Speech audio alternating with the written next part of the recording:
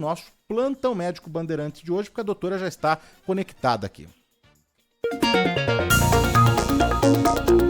Plantão Médico Bandeirantes.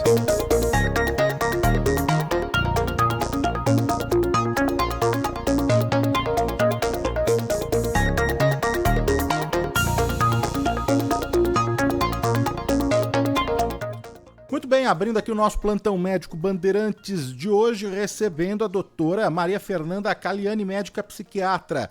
Tudo bem, doutora? Como vai? Seja muito bem-vinda, é prazer enorme, hein? Já quero pedir desculpa que eu tô um pouco rouca. Tô saindo aí de um quadro gripal dessa semana, mas tudo jóia. Espero que dê pra entender aí um pouquinho do que eu tô falando. Mas tirando a voz, tá tudo bem, doutora? Tudo ótimo. Já saiu da fase aguda, né? Já. Doutora, a gente tem amanhã, dia 30 de março, domingo, né, o Dia Mundial do Transtorno Bipolar, e hoje então a gente vai ter a oportunidade de se aprofundar mais nesse tema, né, porque quando a gente fala de transtorno bipolar, da bipolaridade, vem à mente apenas a alternância, não é, repentina de humor, momentos ali, episódios de euforia, depois momentos ali depressivos, de depressão. É só isso, não é? Quer dizer, não é só, mas é isso que caracteriza o transtorno bipolar ou tem muito mais, hein? O transtorno bipolar, ele tem esse nome justamente porque o mais característico ali, né, o que fica mais claro, são quando a gente tem essas oscilações entre esses dois polos. O polo ali da mania, da aceleração, da irritabilidade e o polo da depressão. Mas, na verdade, ele é um transtorno que ele vai afetar várias áreas do cérebro. Então, várias áreas do cérebro sofrerão uma desregulação ali, tá? Levando a mudanças de comportamento, tanto no humor, que é o que a gente fala mais desses polos, mas também na energia, no impulso, no pensamento. Então, até a forma da pessoa enxergar a vida muda, na movimentação, na atividade daquela pessoa também. Então, ele acaba sendo muito mais complexo do que só a alternância entre a depressão e a mania. É crônico, a pessoa vai conviver a vida toda com essa alteração de humor, alterando, né, entre a euforia e a depressão. É somente numa fase da vida e depois passa? Como que é, doutora?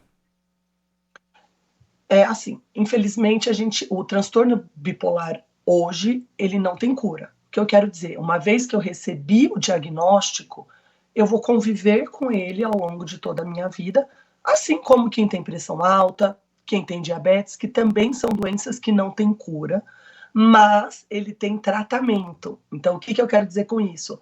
Uma vez recebendo o diagnóstico, fazendo o tratamento correto, eu consigo conviver com esse transtorno e manter a minha vida ali como uma outra pessoa, casando, tendo filhos, trabalhando, fazendo todas as minhas atividades, desde que eu esteja ali fazendo o tratamento corretamente. Mas ele é uma doença crônica. Desculpa, doutora. Mas ele é uma doença crônica. É uma doença crônica, não é? Para ficar claro. Qual que é a incidência desse transtorno na população brasileira e mundial? Muita gente sofre com o transtorno bipolar? Ele é um transtorno bastante frequente, tá?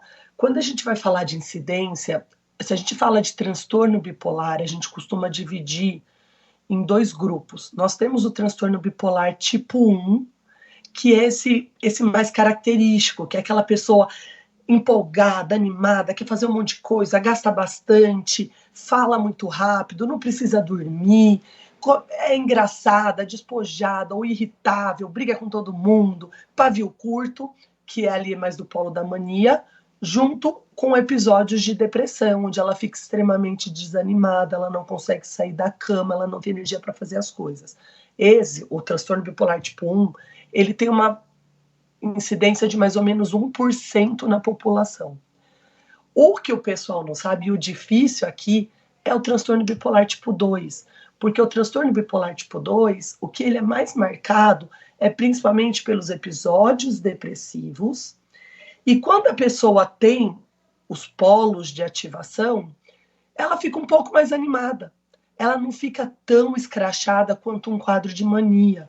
E por isso que essas pessoas muitas vezes levam até 15 anos para serem diagnosticadas mesmo como transtorno bipolar. Porque até então as pessoas vão tratando como se fosse depressão. Essa pessoa tem vários quadros de depressão e não entendem que, no fundo, é o transtorno bipolar. E tratando só como depressão, eu não faço o tratamento adequado para o transtorno bipolar. E aí, essa pessoa, então, vai ter mais chance de recidiva e de ficar ruim. Esse transtorno bipolar tipo 2, ele é mais frequente na população. Ele atinge até 8% da população. Então, ele é muito mais frequente e muito mais difícil de ser diagnosticado.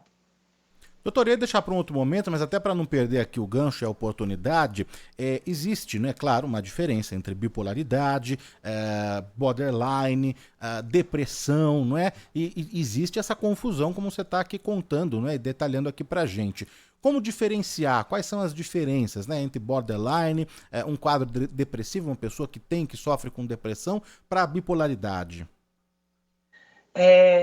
É muito legal essa pergunta, Danilo, porque tem uma confusão muito frequente entre esses diagnósticos. E aí aqui uma curiosidade para você entender. É muito mais fácil as pessoas aceitarem que elas têm transtorno depressivo, né? Eles já fizeram pesquisas do que elas têm transtorno bipolar.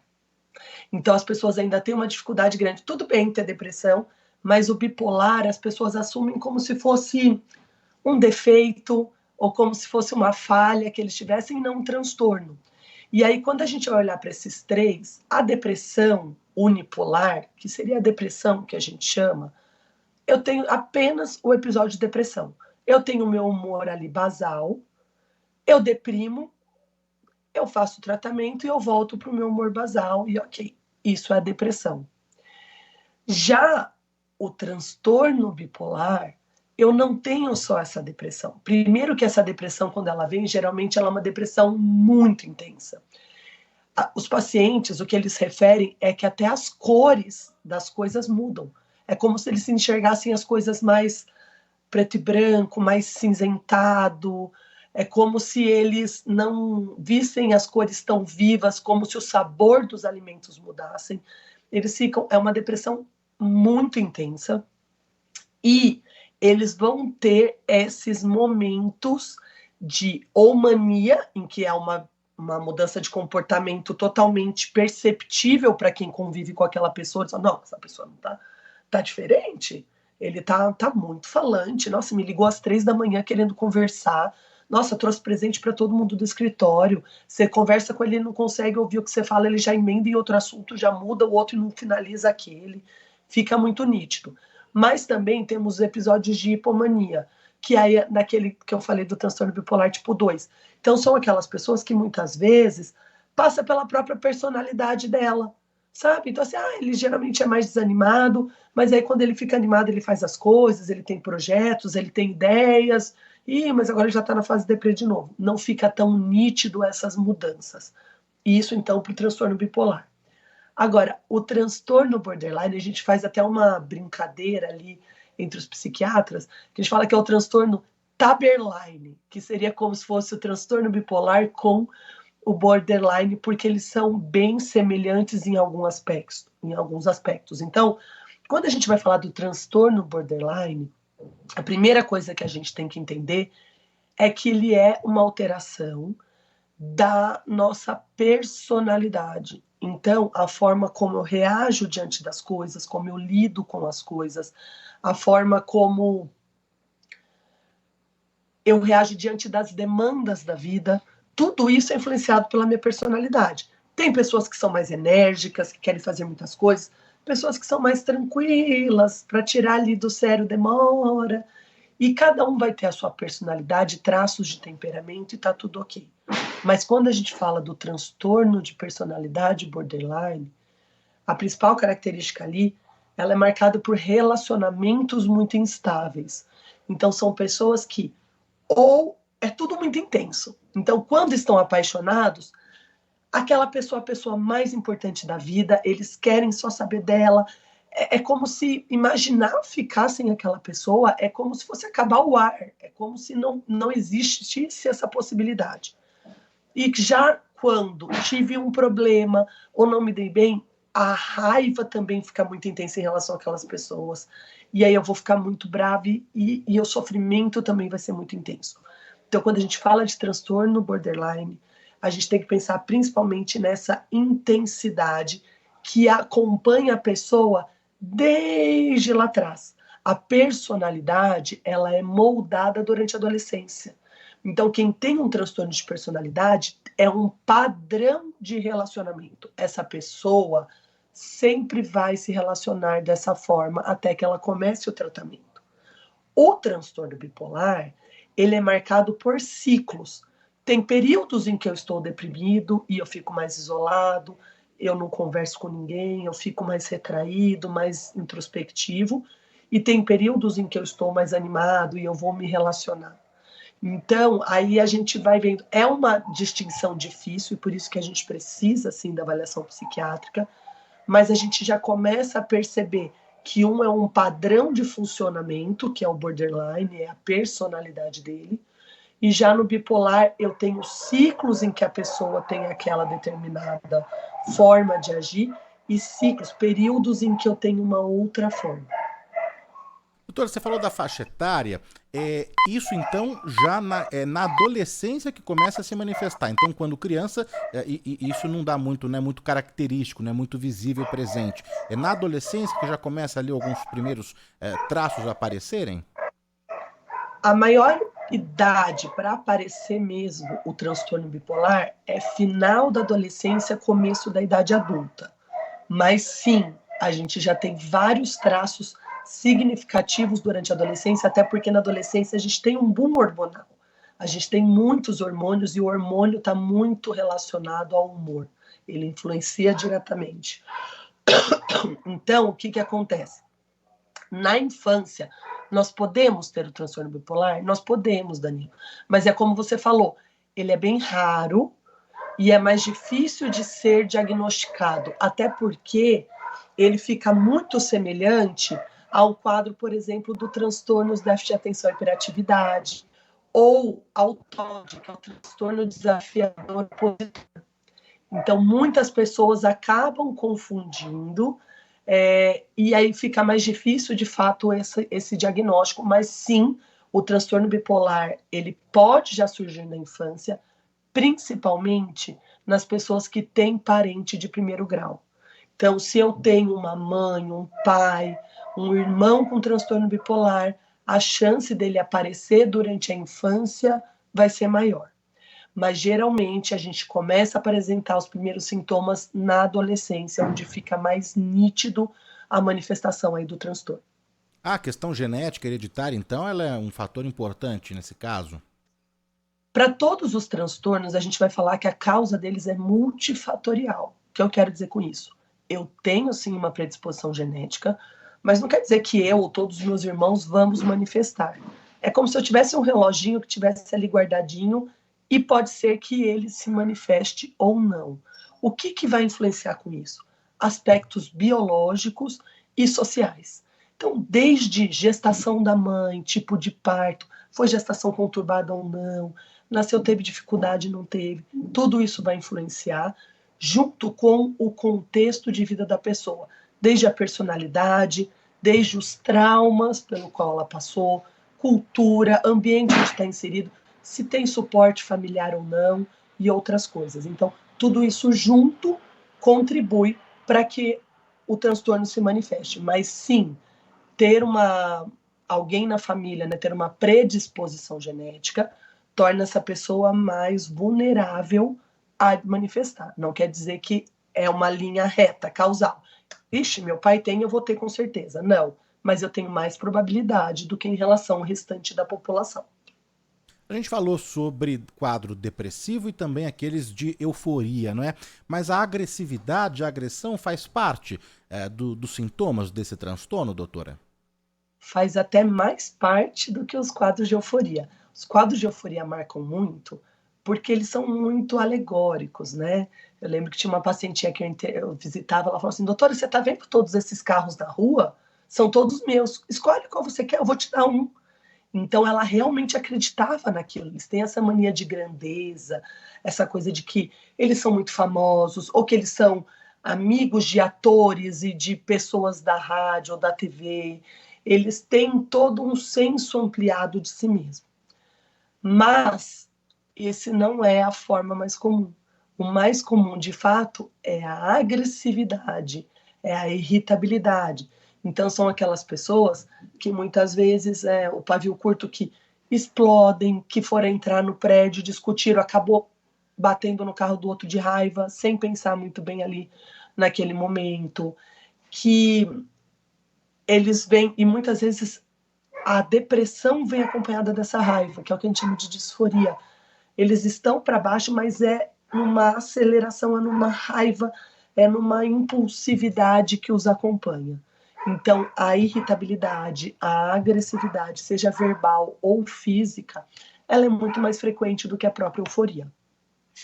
Muita gente conosco nesse sabadão aqui, o Milton Goya tá aqui na audiência, na escuta, obrigado Milton, Miguel Aguilera de São Vicente, Laureano Arantes Neto, o Zé Pequeno Ferreira. Zé, sempre que você tiver sugestão aqui de pautas, né, pro nosso Plantão Médico Bandeirantes, pros nossos artistas, pode me encaminhar, viu? Pode me procurar lá no Instagram, Danilo Gobato, deixar a sua sugestão, porque o Plantão Médico é para vocês, então a gente sempre vai aqui tentando atender aos ouvintes, né? Então, manda lá para mim, o Heraldo de Oliveira Santos, Francisco Ferreira de Oliveira, quero mandar um abraço aqui também pro Anguita, o José Everaldo, né? Já mandei aqui um abraço para ele. Quem mais? O Edson Gonçalves.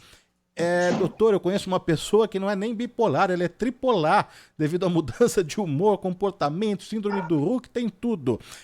Quem mais que tá aqui conosco? O Romeu Mota Castanha, a Maria Fátima, o Roberto Pradelli de Araraquara, quem mais?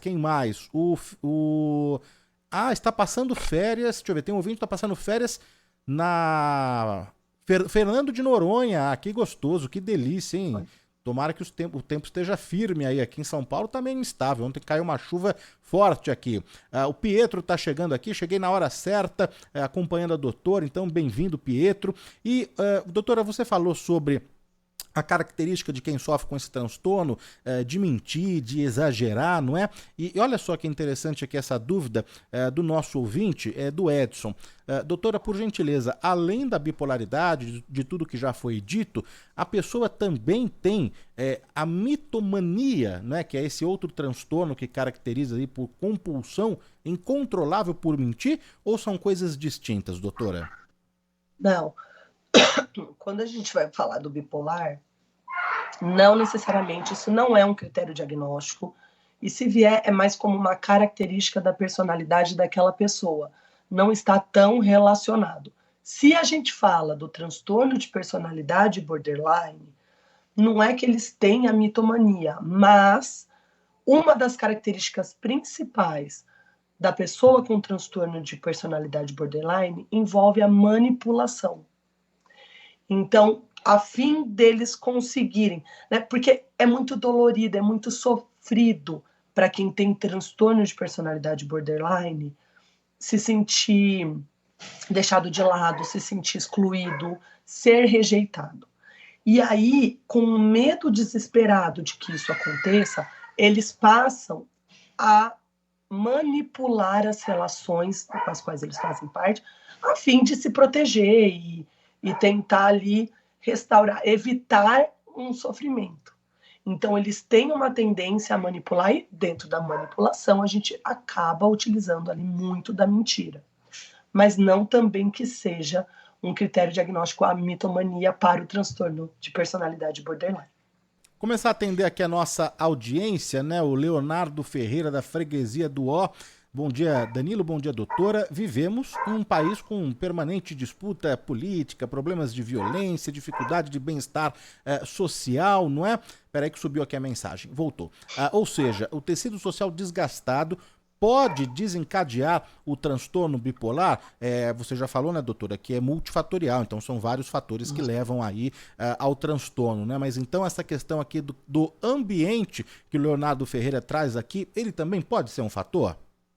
Também pode ser um fator, né? E é importante a gente saber disso, Danilo, porque uma vez que eu tenho um diagnóstico, recebo um diagnóstico de transtorno bipolar, o meu pensamento vai ter que, a partir dali, daquele diagnóstico, o meu pensamento sempre vai ter que ser: como evitar uma nova crise? Porque as crises fazem parte do diagnóstico, da evolução do transtorno, mas a gente consegue evitá-las. Então, por isso que é importante, inclusive, o diagnóstico.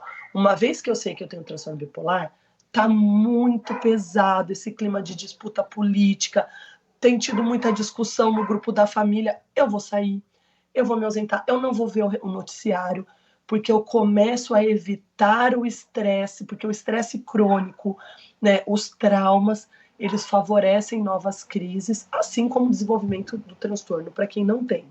Então, sim, a qualidade da minha vida, a forma como eu encaro e como eu levo a minha vida, vai influenciar diretamente.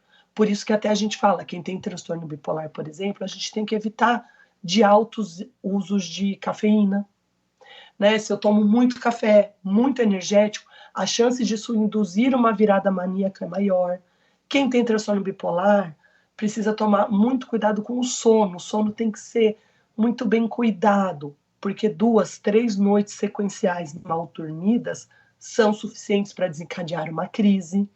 Então, quando eu sei disso, eu começo a me policiar e assim eu consigo evitar novas crises. Doutora, eu percebi que faz 2 noites que eu não estou dormindo alguma coisa. Então, a gente vai trabalhando isso com o paciente para que ele tenha uma noção cada vez maior do que influencia ou não no humor dele e de como evitar novas crises. Então, sim, a política entra nesse meio e se eu sinto que ela está me fazendo muito mal e que ela está ali, está interferindo no meu humor, vale sim eu me dar uma afastada e evitar até que, né, eu me sinta mais estável. Carlos Eduardo está aqui conectado, a Andréia também aqui, a Andréia Felicone junto com a Sofia, brigadíssimo, um beijo para vocês, obrigado pela parceria, Fátima Mendonça, o Júlio, o Antônio está conectando agora no YouTube, seja bem-vindo, mais abraços aqui para o Ricardo Saad, para a Rosana, um beijo para vocês, obrigado pelo carinho sempre, a Cida Luzumir, o Guga de Ribeirão Pires, ele é palmeirense, nem vamos entrar nesse assunto, né, Guga? Um abraço para você, a Mari Nascimento está aqui, o Paulo de Araçatuba, doutor, ele mandou aqui uma mensagem, ele tá atento à entrevista desde o início, e ele escreveu o seguinte: descobri agora que sou bipolar. Doutor, é assim mesmo o diagnóstico? A pessoa tá ouvindo aqui o nosso bate-papo, tá entendendo um pouco mais sobre o transtorno, vendo as características, né, mais marcantes do transtorno, mas o diagnóstico é assim? É feito assim rápido? Você tem um tempo para analisar o comportamento daquele indivíduo? Como que é, hein? O diagnóstico do transtorno bipolar ele é feito de forma clínica. Não tem nenhum exame que eu faça que diga, olha, eu vi aqui, você tem de fato transtorno bipolar. A gente não consegue, como são alterações químicas ali na química cerebral, eu não consigo diagnosticar isso através de exames ainda. Tem alterações que a gente consegue ver no nosso cérebro, mas não que são características, pronto, eu vou bater o martelo, é bipolar. Então, o diagnóstico ele ainda é clínico, que é baseado nos sinais e sintomas e na avaliação que o médico vai fazer durante a consulta.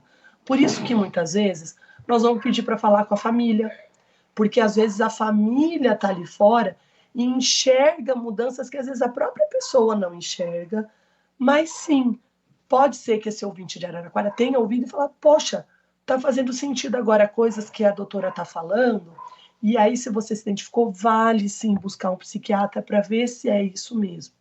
Então, o diagnóstico ele vai ser clínico, baseado em sinais e sintomas, feito por um médico psiquiatra, mas é muito acompanhando esses ciclos, né? Antigamente, né, Danilo, o pessoal falava muito assim, acordou feliz, já estava bravo no final do dia, que bipolar. Então, pra gente, qualquer oscilação de humor já era o bipolar, né? Todo mundo era bipolar.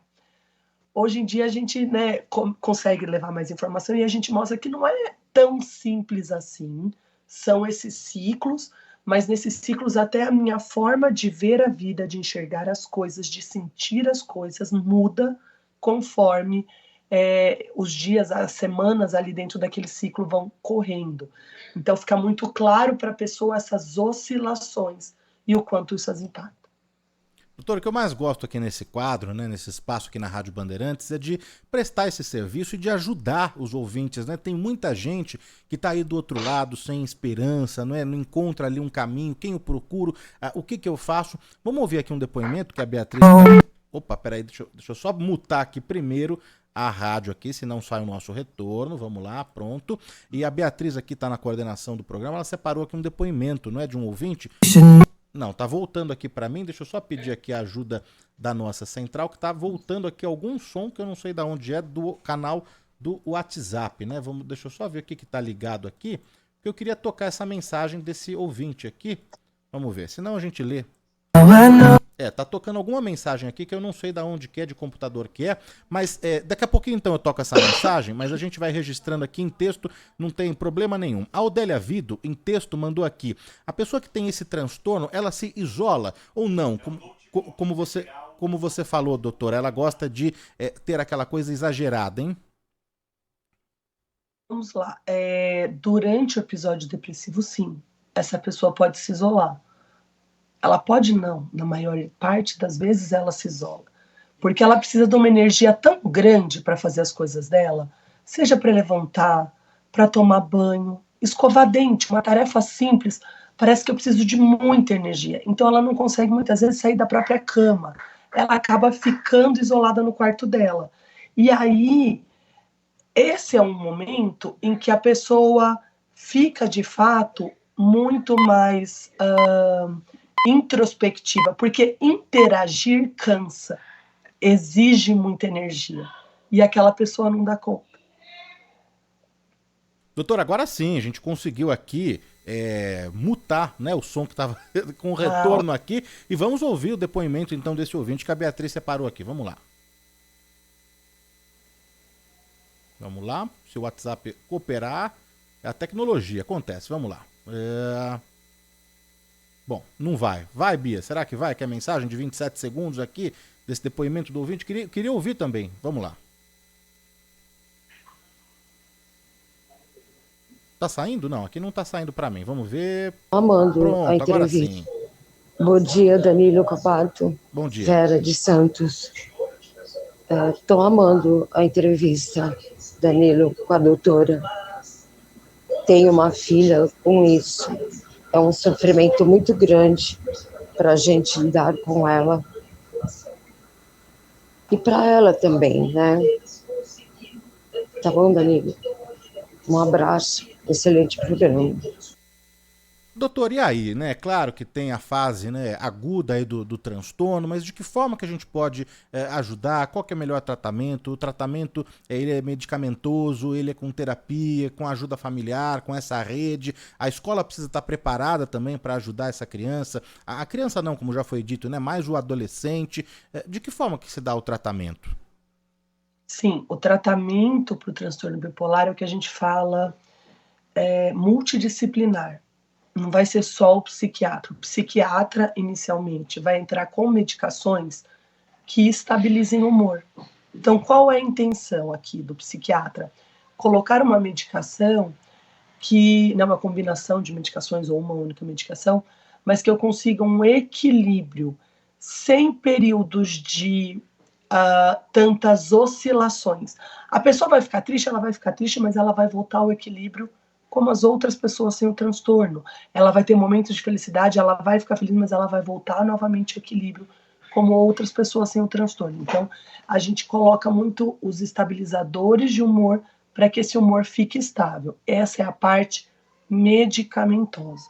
Muitas vezes a gente tem que associar antipsicóticos para ajudar na modulação do pensamento, porque às vezes o pensamento é tão negativo, ele é tão pessimista, que eu preciso ajudar essa pessoa a voltar a enxergar as coisas de uma forma mais clara, né?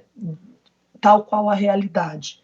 Então a gente tem a parte medicamentosa, mas a gente tem a parte da terapia, que é aquilo que eu falei muito sobre a pessoa identificar como ela funciona, como ela reage diante dos problemas e o que influencia ou não no humor dela. Então nós vamos ver desde ciclo menstrual para as mulheres, dormir pouco ou não, ter ou não problemas no trabalho, estar muito agitado ou não. Então a gente vai trabalhando através da psicoeducação, a gente vai fazendo essa pessoa ter cada vez mais noção do transtorno dela, de como ela reage e de como ela consegue evitar novas crises.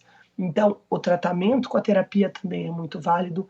A gente tem o tratamento com terapeuta ocupacional, que eles vão ter várias atividades que vão estimular o meu cérebro, atividades que vão, como se fosse uma musculação para o meu cérebro, vão ajudar o meu cérebro a se fortalecer. Nós temos, muitas vezes, grupos, e isso é muito legal, Porque quando eu estou ali no tratamento em grupo, eu vejo que eu não sou a única pessoa que está nessa situação. Porque dá uma sensação de solidão muito grande. Parece que está todo mundo seguindo sua vida e só eu estou ali com transtorno. E de repente no grupo eu vejo que outras pessoas também sofrem. Eu entendo que para aquela pessoa, de repente, aquilo funcionou, pode ser que para mim ajude ou não. Então, eu tenho uma outra visão das coisas. Então, a gente fala que é um tratamento multiprofissional. São vários profissionais juntos que estarão ajudando ali para a melhora daquela pessoa, daquele paciente. A gente tá na reta final aqui, mas dá tempo de registrar a participação da Denise Corrochano, do Jamir Cruz Nascimento de Poá, tá ouvindo aqui. O Leandro Passos é motoboy, mas tá ouvindo aqui a Rádio Bandeirantes. A Maria Neliane Dias tá adorando saber um pouquinho mais sobre o transtorno bipolar. De Intubiara, Goiás, o Arisson, ótimo programa, muito obrigado. A Roberto Pereira da Vila Romana, excelente aprendizado, doutor, extremamente didática, parabéns pelo programa, escuto a Rádio Bandeirantes há mais de 40 anos. O Agnaldo do Ipiranga, por favor, doutora, quando você percebe que está com pouca paciência, é sinal de algum transtorno? Ele faz terapia, ele tem 66 anos, é muito ansioso, ou a pouca paciência faz parte desse mundo globalizado, modernizado, ultra conectado que a gente tá, e que a gente, né, a velocidade das coisas, você lembra, doutora, como era a internet de escada para você conectar, o tempo que levava? Hoje em dia, se cai um Wi-Fi, você não sabe mais o que você faz no dia. O Agnaldo tá preocupado aqui, pode ser ou não, doutora? Olha, pessoas com transtorno bipolar podem sim ser mais impacientes, mais intolerantes e mais irritáveis. Mas é aquilo que a gente até já comentou aqui.